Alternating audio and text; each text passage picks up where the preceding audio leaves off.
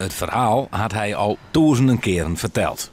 Maar 73 jaar net dato houdt hij dat gevoel van doe nog beet. Ja, ik heb natuurlijk een speciaal gevoel bij deze cel. Het griep me net zo bot met rongen als de eerste keer dat ik hier naar de tijd zie vertellen. Want dan komt het heel dichtbij. Dat komt het nog wel hier. Maar ik heb een goed bij deze cel. Ik steen graag in de cel te vertellen. Waarom vind je dat zo wichtig?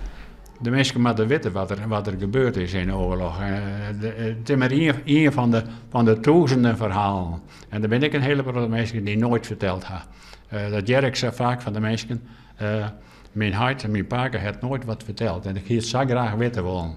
Nou, en ik vind dat het verteld weer moet. Ik ben nou de enige die vertel ik in. En dus vertel ik een hele product. Het is een missie van me geworden om te vertellen.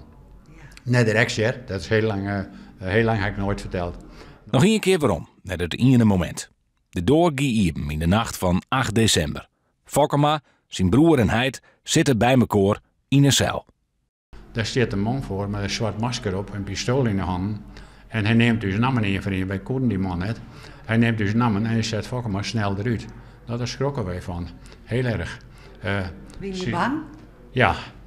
We stonden even letter op de gang en ik zei het zijn Ruud. Ik zei, jongen, het is Aron, wij willen deersketten. Dat verhaal met Libyen blowen vindt Fokkema. Hij is blij met de tentoonstelling. Want zijn Libben is net voor eeuwig. Ja, ik hoor een keer op van vertellen vanzelf. Dat denk ik wel. Maar dat houdt wel een keer op. Nou, en dan is het goed dat er dingen hier in de cel staan. Dat de mensen kan lezen kunnen en zien kunnen. Maar je bent toch nog lang net van doel om op te houden, maar vertellen? Nou, als het kan net. Nee, want ik vind het mooi omdat ik zeg, omdat ik zeg hoe goed dat de mensen kan luisteren en hoe fijn dat ze het vinden.